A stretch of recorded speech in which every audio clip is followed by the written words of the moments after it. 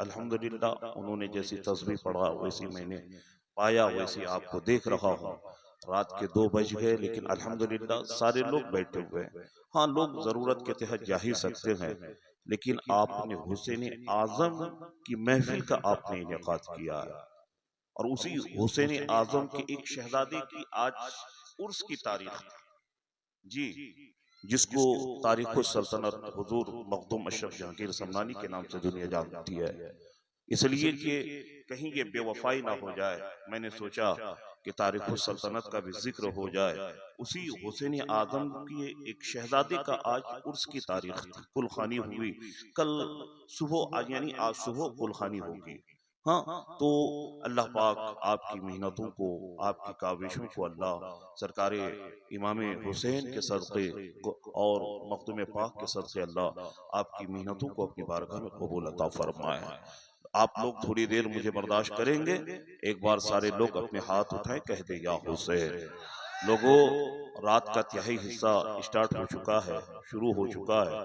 مصطفیٰ نے آج سے 1450 سال پہلے اپنی امت کو یہ پیغام دیا تھا۔ میرے مصطفیٰ فرماتے ہیں کہ رات کے تہائی حصے میں جو دعا مانگی جاتی ہے، اللہ تعالیٰ اس دعا کو اپنی بارگاہ میں قبول کر لیتا ہے۔ سبحان اللہ۔ لوگوں، آپ حسین اعظم کی محفل منعقد آپ نے کیا ہے، آپ حسین اعظم کی محفل میں آ کر کے آپ بیٹھے ہیں۔ آپ ایک چیز بتائیں، آج ہم لوگوں کے پاس وقت نہیں، نماز پڑھنے کے لیے دنیا کا ہر وہ کام کر لیتے ہیں، لیکن جیسے ہی مسجدوں سے آذان کی آوازیں آتی ہے، ہم لوگ مسجدوں کے طرف نماز کے لیے جاتے نہیں ہیں۔ ہوٹل میں بیٹھے ہم چائے نوشی کر لیں گے، ظہر کا وقت جا رہا ہے، ہمیں کوئی فکر نہیں ہے۔ عصر کی آذان ہو گئی، نماز کا وقت ختم ہوتا جا رہا ہے، ہمیں اس کی کوئی فکر نہیں ہوتی ہے۔ یعنی ہم نمازوں کی طرف دوڑتے نہیں ہیں۔ مؤذن کہتا آ نماز کی طرف، آ کامیابی کی طرف۔ 100 میں سے 10 12 15 لوگ ہوتے ہیں جو مسجد کی طرف جاتا ہے، اس میں سے 80 سے 85% لوگ ہوٹل میں بیٹھا رہتا ہے، اپنے گھروں میں بیٹھا رہتا ہے، لیکن نماز کے لیے نہیں جاتا ہے۔ یاد رکھنا، موت برحق ہے۔ ڈاکٹر اقبال نے کہا تھا، جاگنا ہے جاگ لے افلاک کے سایہ تلے، حشر تک سونا پڑے گا خاک کے سایہ تلے۔ آگاہ اپنی موت سے کوئی بشر نہیں، سامان 100 برس کا ہے پل کی خبر نہیں۔ صاحب سر سے لے کے پیر تک گناہوں میں ڈوبے ہوئے، سر سے لے کے پیر تک ہم لوگ گناہوں میں، شرابور گناہوں میں ہم لوگ ڈوبے ہوئے ہیں۔ لیکن اے لوگوں، یاد رکھے، نماز کو نماز کے اوقات میں آپ کو پڑھنا ہی پڑے گا، لیکن آپ نے حسین اعظم کے نام کی محفل آپ نے منعقد کی ہے۔ اے لوگوں، گناہوں کی پوٹلی سر میں لے کے آپ یہاں پہ بیٹھے ہیں۔ جب حسین اعظم کی محفل میں آپ بیٹھے ہیں تو آپ یہ یقین کے ساتھ بیٹھیں اور اعلیٰ حضرت کی زبانی کہا کریں، آنے دو یا ڈبو دو، اب تو تمہاری جانب کشتی تمہیں پہ چھوڑی ہے، یا رسول اللہ لنگر اٹھا دیے ہیں۔ اعلیٰ حضرت کی زبانی کہو، میں مجرم ہوں آقا، مجھے ساتھ لے لو، کہ رستے میں ہے جا بجا تھانے والے۔ اگر اللہ نے آپ کی حاضری کو اپنی بارگاہ میں قبول کر لیا، حسین اعظم کے نام کے صدقے اللہ آپ کے گناہوں کی پوٹلی کو نیکیوں میں تبدیل کر دے گا۔ یقین کے ساتھ بیٹھیے، زندہ باد زندہ پہ باد۔ بیٹھے رہیے، لیکن اپنے پیر کو جوتے اور چپل سے نکال لیجئے۔ لوگوں، اب ذہن کو حاضر کرے، اللہ نے جب ایک ولی کامل کو یہ مرتبہ عطا کیا ہے تو پھر حسین اعظم کی عظمت کا عالم کیا ہوگا۔ میں نے مخدوم سمنہ کا ذکر کیا تھا، حسین اعظم کے مرتبے کو آپ سمجھیں، حسین اعظم کے نانا کی عظمت کو آپ سمجھیں۔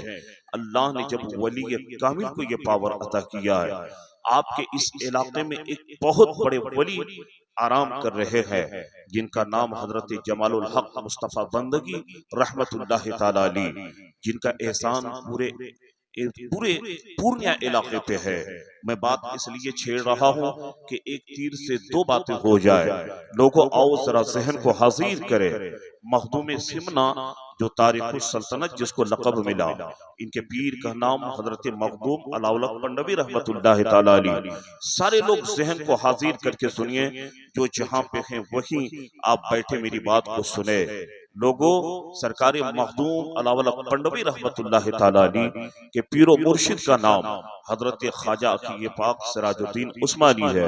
اب ذہن حاضر کرے لوگوں، معاملہ مخدوم پاک کا یہ تھا کہ آپ کے پیر و مرشد حضور مخدوم حضرت خواجہ عقیل پاک سراج الدین عثمانی کو حقہ پینے کی عادت تھی۔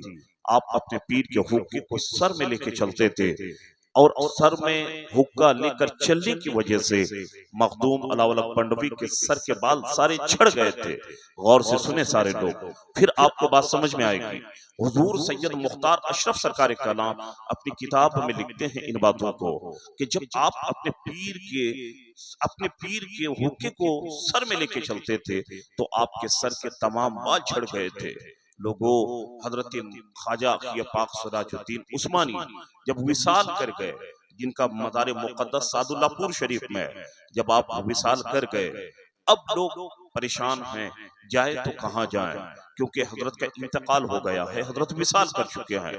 اللہ اکبر، اب سارے لوگ رخ کرتے ہیں ان کے مرید حضرت مخدوم علاوہ پنڈوی کی بارگاہ کا۔ لوگ جا کر کے کہتے کہ حضرت مجھے یہ پریشانی ہے، مجھے تعویذ دے دیجئے، پانی میں دم کر دیجئے۔ پتا ہے حضرت مخدوم علاوہ پنڈوی اپنے پیر کے حقے کا عود پھینکتا نہیں تھا، جمع کر کے رکھتا تھا۔ جو لوگ جو مرادیں لے کے جاتا، آپ اس عود کو اٹھاتے کاغذ کے پوریا میں باندھ کے دیتے، لوگ جس مقصد سے لے کے جاتے مرادیں پوری ہو جاتی۔ اب وہی مخدوم علاوہ پنڈوی ہے۔ بات سمجھ میں آ رہی ہے؟ میں ابھی تحمیدی کلمات آپ کے سامنے پیش کر رہا ہوں تاکہ آپ کو تھوڑی دیر کربلا سمجھا دو، تاکہ آپ کو حسین اعظم سمجھ میں آ جائے۔ پہلے ایک ولی کامل کا مرتبہ آپ سمجھ لیں۔ حضرت مخدوم پنڈوا ہے، لوگ جاتے ہیں عود اٹھا کر کاغذ کے پوریے میں باندھ کے دے دیتے ہیں، لوگ جس نیت سے لے کے جاتے ہیں مرادیں پوری ہو جاتی ہے۔ وہی مخدوم پنڈوا ہے، ان کی شادی ہو گئی ہے، بیوی پریشان ہے کہ ابھی تک میں ماں نہیں بنی ہوں، میرے اس شکم سے کوئی اولاد اس دنیا میں نہیں آئی ہے۔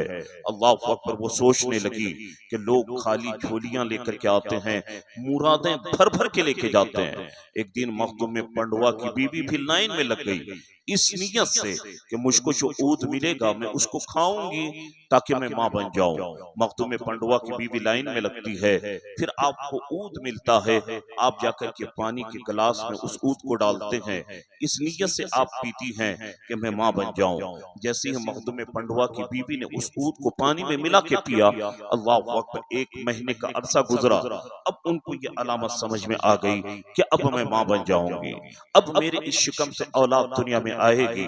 اب 1 ماہ گزرا، 2 ماہ گزرا، جب 9 ماہ کا مکمل ہو گیا، 9 مہینے کا عرصہ مکمل ہو گیا، اب اسی مخدوم پنڈوا کے گھر ایک شہزادہ آتا ہے جس کا نام نور شاہ قطب عالم رکھا جاتا ہے۔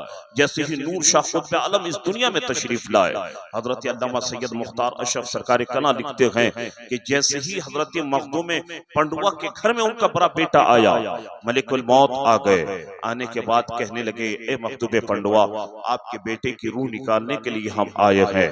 جیسے ہی مخدوم پنڈوا سے ملک الموت نے اتنا کہا، مخدوم پنڈوا جلال میں آ گئے، ایک اللہ کا ولی جلال میں آیا، آنے کے بعد کہتا ہے ملک الموت واپس چلا جا، پہلے مجھے میرے بیٹے کی پرورش کر لینے دے، جوان تو ہو لینے دے، میرے بیٹے کی شادی تو کرا لینے دے، پھر آنا۔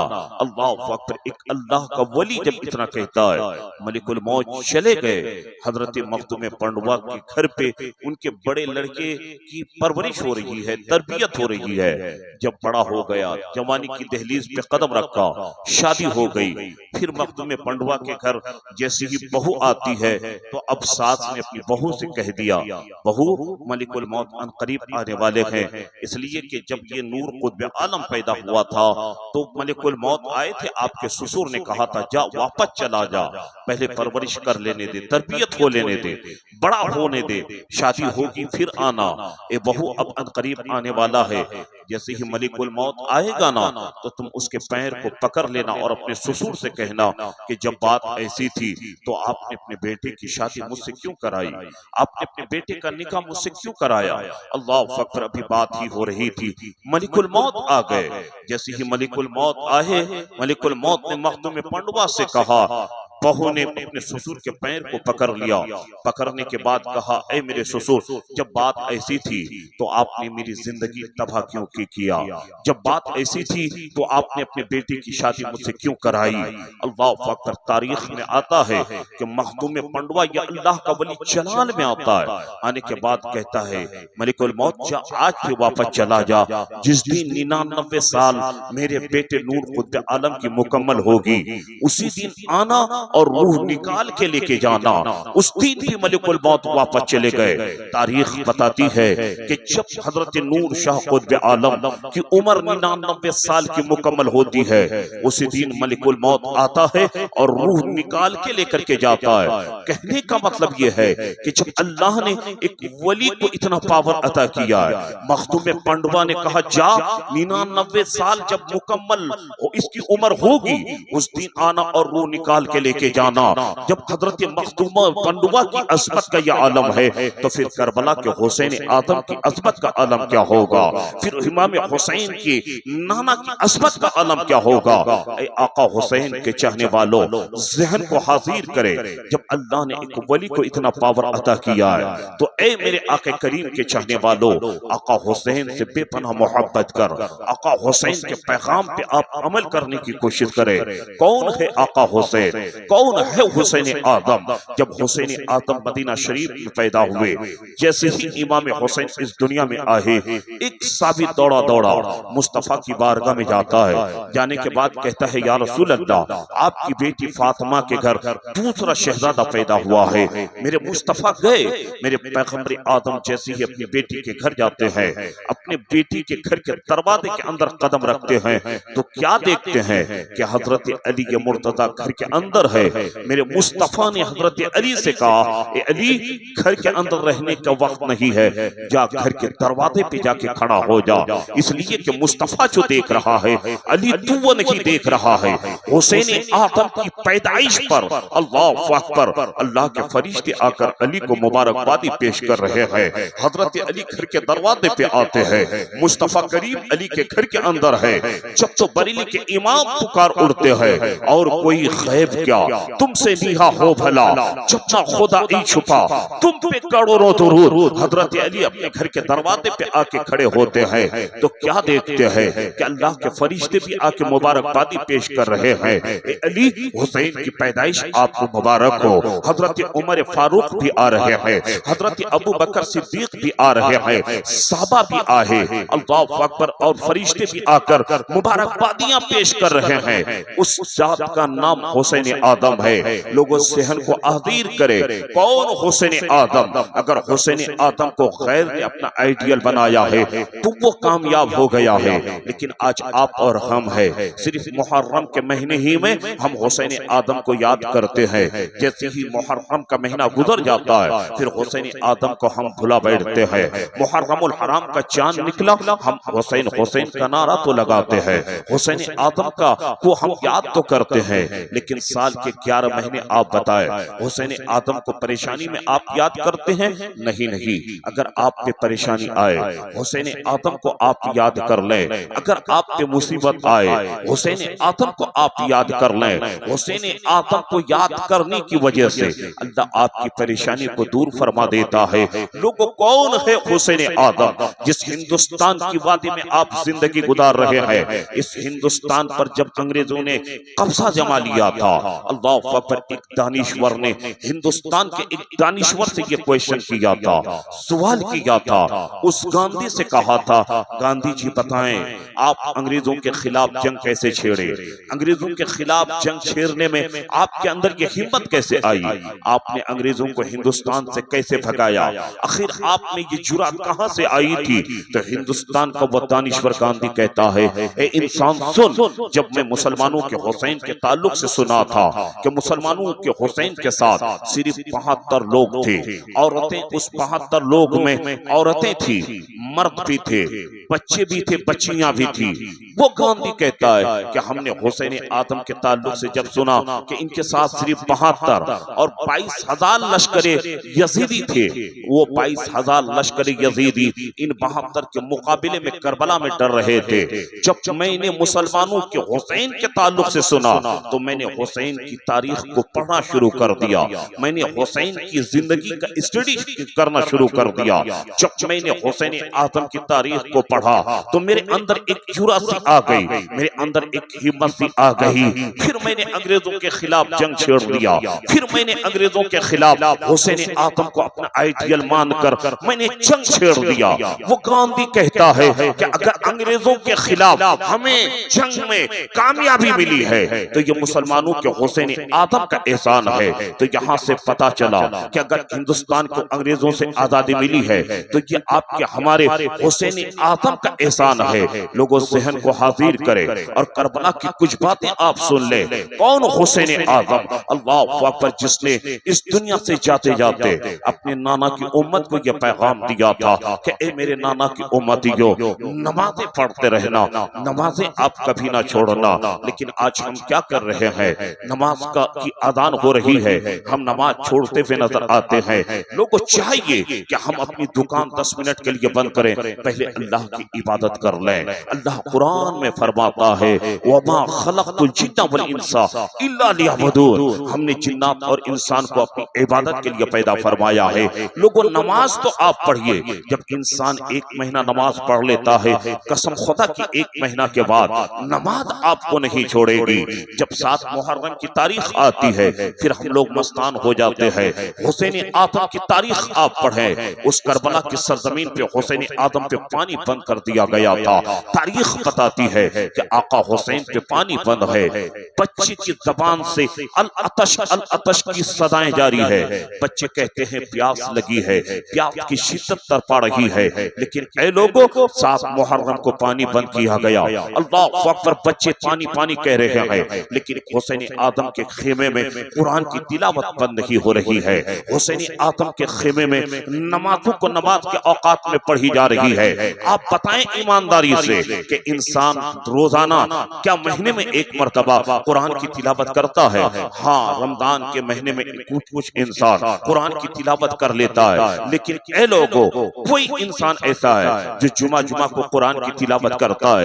حسین اعظم کی محفل کو دیکھیں، حسین اعظم قرآن کی تلاوت کر رہے ہیں۔ اللہ اکبر، سارے حسین اعظم کے چاہنے والے قرآن کی تلاوت کر رہے ہیں۔ قرآن آپ پڑھا کریں۔ جب انسان قرآن شریف پڑھتا ہے تو قرآن پڑھنے کی وجہ سے اللہ اس کے گھر سے مصیبتوں کو دور فرما دیتا ہے۔ جب انسان قرآن کی تلاوت کرتا ہے، قرآن کی تلاوت کرنے کی وجہ سے اللہ تعالیٰ اس کے گھر میں برکتیں نازل فرماتا ہے۔ اے لوگوں قرآن شریف آپ پڑھا کریں۔ جب انسان قرآن شریف پڑھتا ہے، سورہ فاتحہ کثرت سے پڑھا کرتا ہے۔ سورہ فاتحہ کو دعا بھی کہا گیا ہے۔ لوگ آپ ذہن کو حاضر کریں، حضرت سرکار خواجہ غریب نواز رحمت اللہ تعالی علیہ فرماتے ہیں کہ اگر کوئی انسان ہے اس کو بیماری ہو گئی ہے، بڑے بڑے ڈاکٹروں کو انسان دکھاتا ہے، اگر بیماری سے اس کو شفا نہیں ملتی ہے، اگر وہ بیماری سے صحت یاب نہیں ہوتا ہے، تو حضرت خواجہ غریب نواز فرماتے ہیں اس حسین اعظم کی محفل سے یہ پیغام آپ لے کر کے جائیں۔ آپ کی دوائیاں آپ کو نہیں پکڑتی ہے، آپ کی دوائی آپ کو کام نہیں کرتی ہے، آپ بیماری سے ٹھیک نہیں ہوتے ہیں، آپ کو شفا نہیں ملتی ہے، تو حسین سرکار غریب نواز کہتے ہیں کہ 40 دن تک ماں بسم اللہ تم سورہ فاتحہ پڑھا کرو۔ یعنی مطلب کیا؟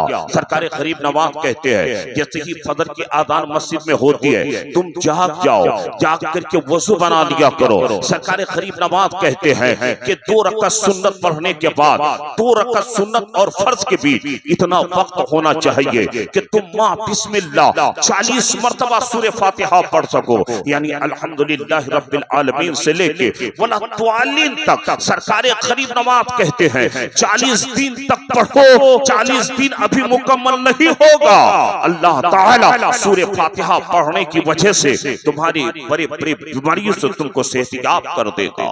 اللہ اکبر، اللہ نے قرآن میں ہر بیماری کا شفا عطا کیا ہے، اللہ نے قرآن میں ہر بیماری کا علاج رکھا ہے۔ اللہ اکبر، حسین اعظم کو دیکھے 10 محرم کی رات ہے، قرآن کی تلاوتیں ہو رہی ہے، قرآن شریف پڑھ رہے ہیں۔ تاریخ میں آتا ہے کہ اسی کربلا میں حسین اعظم کی ایک بیٹی تھی جس کا نام حضرت سیدہ سکینہ ہے۔ جب وہ دیکھتی ہے کہ میرا بابا بھی قرآن پڑھ رہے ہیں، سارے لوگ قرآن پڑھ رہے ہیں، وہ دوڑی دوڑی اپنے بابا کے پاس جاتی ہے، جانے کے بعد کہتی ہے اے بابا حسین مجھے قرآن شریف پڑھانا سکھا دیجئے۔ آقا حسین نے فرمایا تھا بیٹی سکینہ سنو، قرآن پڑھنے کے لیے وضو کا ہونا ضروری ہے۔ اے لوگو جیسے ہی اس نے کہا میرے امام نے، ان کی بیٹی سکینہ کہتی ہے بابا قرآن پڑھنے کے لیے وضو کا ہونا ضروری ہے، خیمے میں تو ایک قطرہ پانی نہیں ہے۔ میرے آقا حسین کہتے ہیں بیٹی سکینہ اور دوسری صورت ہے، اگر پانی نہ ملے تو انسان تیمم کر کے نماز بھی پڑھ سکتا ہے، انسان تیمم کر کے وضو بھی بنا، وہ تیمم کر کے قرآن بھی پڑھ سکتا ہے۔ حضرت سکینہ تیمم کرتی ہے، آقا حسین کہتے ہیں بیٹی قرآن شریف کھولو۔ بیٹی نے قرآن شریف کھولا، حضرت امام حسین نے کہا بیٹی پڑھ بسم اللہ۔ جیسے ہی سکینہ بسم اللہ پڑھتی ہے، میرے امام حسین نے کہا بیٹی پڑھ سورہ فاتحہ۔ جیسے ہی سیدہ سکینہ سورہ فاتحہ کی کچھ آیتوں کو پڑھتی ہے، میرے حسین آدم کے آنکھ سے آنسو کے قطرے جاری ہوتے ہیں۔ 7 سال کی بیٹی بول پڑتی ہے اے میرے بابا حسین کیا بات ہے، ہم نے قرآن شروع کیا، آپ کو تو خوشی کا اظہار کرنا چاہیے لیکن آپ کے آنکھ سے آنسو کے قطرے جاری ہے۔ اللہ اکبر۔ حضرت سکینہ نے کہا تھا کہ لوگوں کے بچے قرآن شریف اگر شروع کرتے ہیں پڑھنا تو ماں باپ خوشیوں کا اظہار کرتے ہیں، اتنا سننا تھا۔ حسین آدم نے کہا تھا بیٹی تو نے قرآن شروع کیا ٹھیک ہے، میری آنکھ سے آنسو اس لیے گر رہے ہیں کہ نہ جانے تیرا قرآن پڑھا کے ختم کون کرائے گا، اس لیے اے لوگوں حسین آدم پہ اتنی مصیبت آئی ہے لیکن قرآن پڑھنا نہیں چھوڑے ہیں، ان کے کنبے والوں نے قرآن پڑھنا نہیں چھوڑا ہے۔ قرآن کثرت سے پڑھا کرو، عورتیں بھی گھر میں قرآن پڑھیں نماز کے بعد، آپ بھی قرآن کی تلاوت کریں گھر میں، دکان ہے دکان میں بیٹھ کے آپ قرآن کی تلاوت کریں۔ قسم خدا کی جس گھر میں قرآن کی تلاوت ہوتی ہے آنے والی مصیبتیں قرآن کی تلاوت کی وجہ سے ٹل جایا کرتی ہے۔ قرآن پاک آپ پڑھیں کثرت سے، قرآن پاک کی تلاوت کریں، آپ خود بھی قرآن پڑھیں، اپنے بچوں کو بھی قرآن کی تعلیم سے آپ آراستہ کرائیں۔ اللہ تعالیٰ آپ کو ہم کو حسین آدم کے پیغام پہ عمل کرنے کی توفیق عطا کرے۔ اللہ اکبر۔ اے لوگو آؤ بس 2 شہادتیں آپ سماعت کر لیں کہ حسین آدم نے اپنے نانا کی امت کو کیا پیغام دیا۔ حسین آدم نے اپنے نانا سے جو وعدہ کیا وہ وعدہ آپ نے نبھایا کربلا میں۔ اللہ اکبر۔ حسین آدم ہے، اللہ اکبر، کرب و بلا کی سرزمین ہے۔ اے لوگو اگر آج آپ کا بیٹا آپ سے کہہ دے بابا جان میں آپ کے سامنے شہید ہونے جا رہا ہوں تو آپ کا باپ آپ کو اجازت نہیں دے گا۔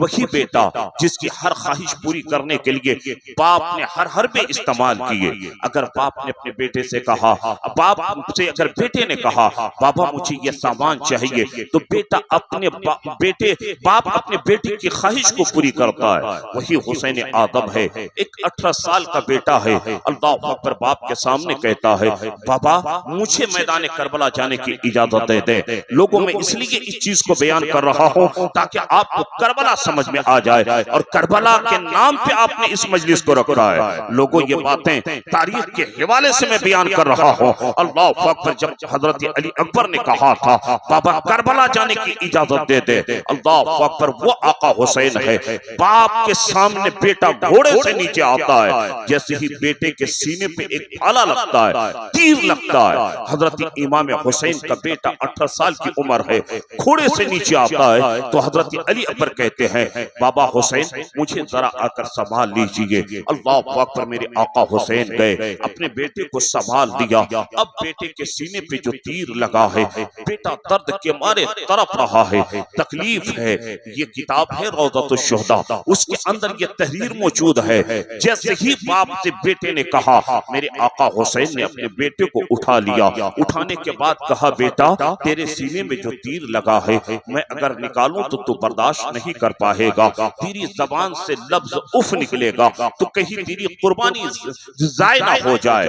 حضرت علی اکبر نے کہا تھا نہیں بابا آپ نکالیے میرے سینے سے تیر کو، میری زبان سے لفظ اف نہیں نکلے گا، مجھے بڑی تکلیف ہو رہی ہے۔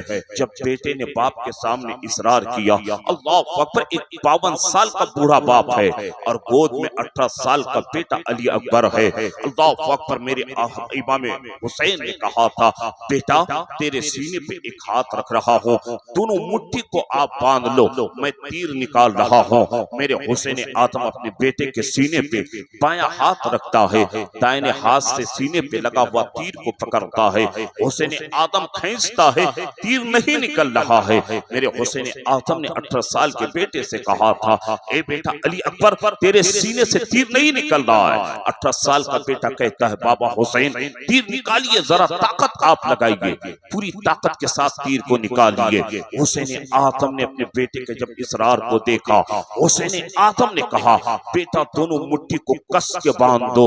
اللہ اکبر، جیسے ہی بیٹے نے کس کے مٹھی کو باندھا، حسین آدم نے بیٹے کے سینے پہ لگے ہوئے تیر کو جب جھٹکے کے ساتھ نکالتا ہے، تاریخ گواہ ہے، دنیا نے دیکھا کہ بیٹے کے سینے سے صرف تیر نہیں نکلا ہے بلکہ اس تیر کے ساتھ دل کے ٹکڑے باہر نظر آتے ہیں۔ اللہ اکبر، یعنی اے لوگوں، بیٹے کے دل کا ٹکڑا اس تیر کے ساتھ باہر آتا ہے، لیکن باپ صبر کے دامن کو تھامے ہوئے ہے۔ حسین آدم نے اپنے بیٹے کے سینے سے تیر کو نکالا۔ حضرت علی اکبر نے کہا تھا، بابا مجھے اب خیمے میں لے کے چلو۔ حسین آدم نے صبر کا دامن تھام کے رکھا، صبر کا پیغام اپنے نانا کی امت کو دیا ہے۔ بیٹے کے سینے سے دل کا ٹکڑا باہر نکلا ہے تو آپ نے صبر کا دامن تھام کے رکھا، اور آپ نے نانا کی امت کو پیغام دیا کہ اگر تم پہ مصیبت آ جائے تو کبھی صبر کے دامن کو ٹوٹنے نہ دینا۔ آج آپ کا ہمارا حال کیا ہے صاحب؟ اگر ہم پہ پریشانی آتی ہے تو ہماری زبان سے اناپ شناپ بات نکل جاتی ہے، وہ انتقال کر جاتا ہے۔ آپ کی ہماری زبان سے ایسے ورڈ نکلتے ہیں جو کفریہ ورڈ نکل جاتا ہے۔ لوگوں، اگر باپ انتقال کر جائے تو آپ اس پر صبر کریں، رب کی بارگاہ میں دعا کریں، مولا میرے باپ کو جنت کی وادی میں جگہ عطا کرنا، اللہ میرے باپ کی مغفرت فرما دے، اے اللہ میرے بھائی کے گناہ کو نیکیوں میں تبدیل کر دے۔ اللہ قرآن میں فرماتا ہے، ان اللہ مع الصابرین، بے شک اللہ صبر کرنے والوں کے ساتھ ہے۔ آج آپ کا ہمارا حال کیا ہے؟ آج اگر ہماری کمائی میں کچھ کمی آ جاتی ہے، اگر روزانہ آپ 1000 کماتے ہیں، کسی دن آپ کا 500 آتا ہے تو پھر صبر کا دامن ٹوٹ جاتا ہے۔ پھر ہم کہتے ہیں کہ 1000 ہم نے آج نہیں کمایا، روزانہ 1000 کماتے تھے، آج 500 ہماری کمائی ہوئی۔ نہیں، اللہ نے تیری روزی کو اپنے ذمے میں لے لیا ہے۔ جو انسان کماتا ہے وہ بھی کھاتا ہے، جو انسان نہیں کماتا ہے، یعنی جو غریب ہے، جو بیچارہ مزدور انسان اگر کبھی گھر میں چولہا جلانے کے لیے اناج یا چاول نہیں رہتا ہے، وہ انسان بھوکا سوتا نہیں ہے، بھوکا اڑتا ہے جاگتا ہے لیکن بھوکا سوتا نہیں ہے۔ اللہ کسی کے ذریعے اس کو روزی عطا کر دیتا ہے۔ اللہ نے تیری روزی کو اپنے ذمے میں لے رکھا ہے، لیکن صبر کے دامن کو کبھی نہیں توڑنا، صبر کے دامن کو آپ تھامے رکھنا۔ آؤ حسین آدم کو آپ دیکھیں، وہی حسین آدم ہے کربلا میں۔ اللہ اکبر، ایک 18 سال سے کم عمر کا لڑکا ہے جو حضرت امام حسن کا بیٹا ہے، حضرت امام قاسم ہے۔ آپ جب میدان کربلا گئے، میدان کربلا گئے، تاریخ بتاتی ہے کہ آپ کی تلوار کی کاٹ ایسی تھی کہ تمام یزیدی بھاگ رہے تھے۔ اللہ اکبر، پھر عمرو بن سعد نے کہا تھا، یزیدیوں یہ قاسم ہے، یعنی حسن کا بیٹا ہے، حضرت علی مرتضی کا پوتا ہے، یہ بچہ چھوٹا ضرور ہے لیکن اس کے رگوں میں خون کسی اور کا نہیں، حضرت علی مرتضی حیدر کرار کا ہے، اس لیے چاروں طرف سے گھیراؤ کیا جائے۔ جب حضرت امام قاسم پر تیر کا وار کیا گیا، جب آپ پر تلوار سے وار کیا گیا، یہی امام قاسم ہے جو گھوڑے سے نیچے آیا، جیسے ہی گھوڑے سے نیچے آتا ہے، اللہ اکبر، حضرت امام قاسم کے جسم پر اتنے گھوڑے دوڑائے گئے کہ آپ کے جسم کے ٹکڑے ٹکڑے ہو گئے۔ اللہ اکبر، تاریخ بتاتی ہے کہ امام قاسم کی ماں نے کہا تھا، امام حسن کی بیوی نے کہا تھا، اے امام حسین، اے حسین آدم، میں اپنے بیٹے کی لاش کو دیکھنا چاہتی ہوں، جا میدان رن میں میرے بیٹے قاسم کی لاش کو لے کر کے آ۔ جب بڑی بھابی کا حکم ہوا ہے، میرے حسین آدم جب اپنے خیمے سے میدان رن میں گئے ہیں، امام قاسم کی لاش نظر نہیں آ رہی ہے، اس لیے کہ امام قاسم کے لاش پر اتنے گھوڑے دوڑائے گئے کہ آپ کے جسم کے ٹکڑے ٹکڑے ہو گئے، آپ کے جسم کے ٹکڑے بھی نظر نہیں آ رہے تھے۔ اللہ اکبر، میرے امام حسین آدم کیا دیکھتے ہیں کہ جسم کا ٹکڑا بھی کہیں نظر نہیں آ رہا ہے۔ ادھر بابی کا حکم ہوا ہے، امام حسن کی بیوی کا حکم ہوا ہے کہ اے میرے امام حسین آدم، میں اپنے بیٹے کے لاش کو دیکھنا چاہتی ہوں، میں اپنے بیٹے کے جسم کے ٹکڑے کو دیکھنا چاہتی ہو لیکن نہ لاش نظر آ رہی ہے نہ جسم کا ٹکڑا نظر آ رہا ہے. اللہ اکبر. اب میرے حسین آدم ہے. اللہ اکبر. آسمان کی طرف دیکھتے ہیں تو غیب سے آواز آتی ہے. آپ حضرات یہاں پر جم کے بیٹھے رہے, مجھے تھوڑی دیر برداشت کر لیں. دیکھیں ہماری جماعت کے ایک بہترین خطیب حضرت علامہ و مولانا مفتی رستم علی صاحب قبلہ تشریف لا چکے ہیں. اے لوگوں ذہن کو حاضر کرے. اس لیے تو کسی نے کہا ہے کل جہاں سے افضل ہے, کل جہاں سے گھرانہ حسین کا, نبیوں کا تاجدار ہے نانا حسین کا. ایک پل کی تھی حکومت بس یزید کی, صدیاں حسین کی ہے زمانہ حسین کا. میرا حسین آدم کربلا میں ہے. آج تھوڑی تھوڑی باتوں میں آپ صبر کے دامن کو چھوڑ دیتے ہیں, آپ کا صبر ٹوٹ جاتا ہے. نہیں نہیں, کربلا کی سرزمین پہ حسین آدم کو پر اتنی مصیبت آئی لیکن آپ نے صبر کے دامن کو چھوڑا نہیں. آپ نے صبر کے دامن کو پکڑے رہے اور آپ نے نانا کی امت کو یہ وہی سے پیغام دیا. آج ہم کیسے ہیں حسینی, ہم کیسے ہیں حسین آدم کے ماننے والے لوگ. آؤ, امام قاسم کی ماں نے کہا تھا اے حسین آدم میں اپنے بیٹے کی لاش کو دیکھنا چاہتی ہوں. اللہ اکبر. لاش بھی نہیں ہے, جسم کے ٹکڑے بھی نظر نہیں آ رہے ہیں. ادھر بھابھی کا آرڈر ہے لے کر کے آؤ میدان رن سے میرے بیٹے کی لاش کو. میرے حسین آدم نے آسمان کی طرف دیکھا, غیب سے آواز آئی اے حسین امام قاسم کی لاش تو تلاش کر رہا ہے. ہاں میں امام قاسم کی لاش تلاش کر رہا ہوں. اللہ اکبر. امام حسین آدم کہتے ہیں کہ امام قاسم کی لاش نظر نہیں آ رہی ہے, جسم کے ٹکڑے بھی نظر نہیں آ رہے ہیں. غیب سے آواز آتی ہے اے حسین کربلا کی سرزمین سے جہاں جہاں سے قرآن کی تلاوت کی آواز آ رہی ہے وہاں ہاتھ ڈال, امام قاسم کے جسم کے ٹکڑے تجھ کو ملتے ہوئے نظر آئیں گے. اللہ اکبر.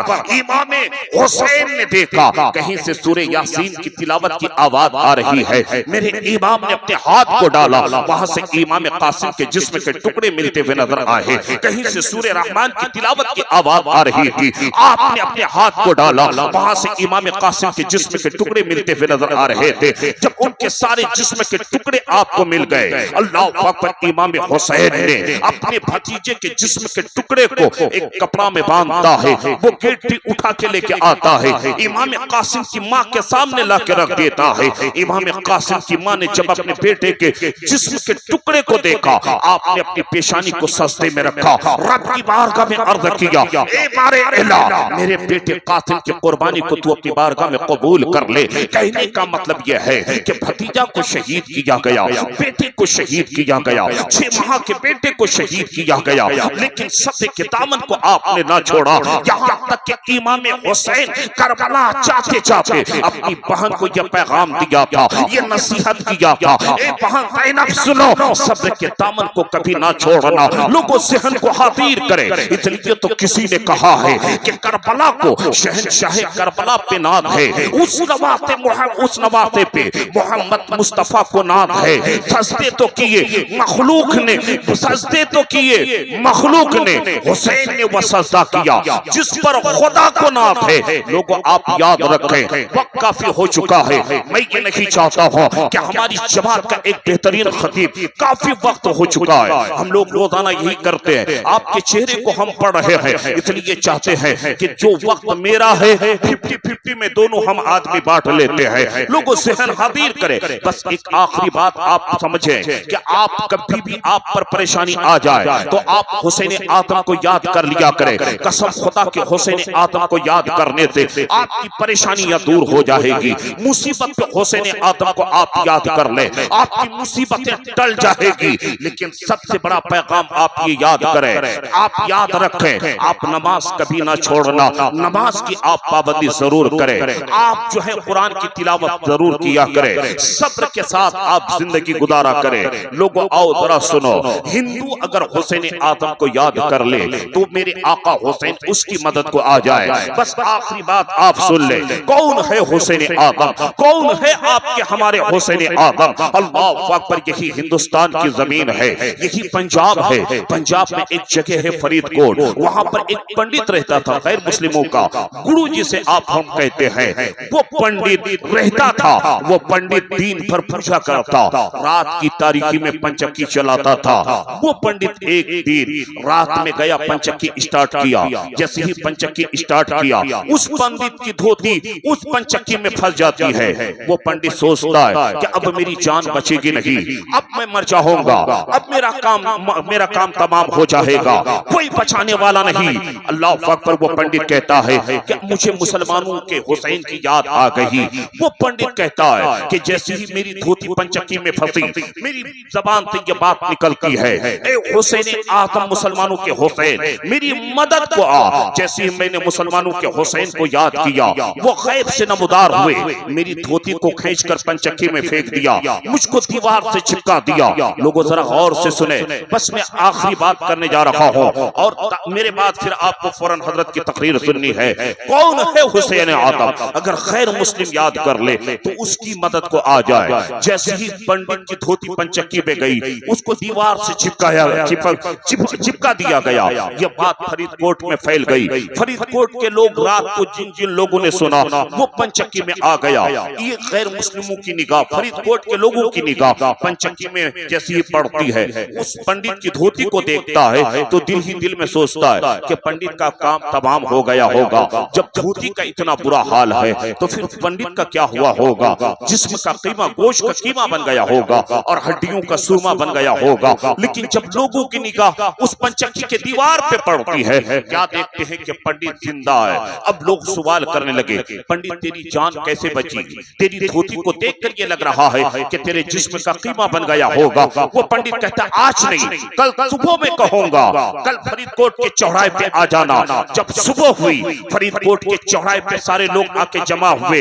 جیسے ہی سارے لوگ جمع ہو گئے پنڈت نے کہا کہ رات کو تم لوگوں کا یہی سوال تھا کہ تیری جان کیسے بچی تھی۔ پنڈت کہتا ہے سن، تم لوگوں نے یہ سوال رات کو کیا تھا، ہم اب جواب دے رہے ہیں۔ میری جان کیسے بچی تھی؟ میری دھوتی پنچکی میں چلی گئی تھی، میں سوچا اب میری جان کی خیر نہیں، میں نے مسلمانوں کے حسین کو یاد کیا، وہ غیب سے نمودار ہوئے اور مجھ کو میری دھوتی کو کھینچ کر پنچکی میں پھینک دیا، مجھ کو دیوار سے چپکا دیا۔ وہ کہتا ہے کہ اے لوگوں سنو، میری جان بچانے والا کوئی نہیں تھا بلکہ مسلمانوں کا حسین تھا۔ وہ کہتے ہیں کہ جب حسین اعظم کی عظمت کا یہ عالم ہے تو حسین کے نانا کی عظمت کا عالم کیا ہوگا؟ وہ پنڈت کلمہ پڑھتا ہے، داخل اسلام ہو جاتا ہے۔ جب وہ شاعر کہتا ہے قتل حسین اصل میں مرگ یزید ہے، اسلام زندہ ہوتا ہے ہر کربلا کے بعد۔ اللہ تعالیٰ آپ کو سلامت رکھیں، اللہ تعالیٰ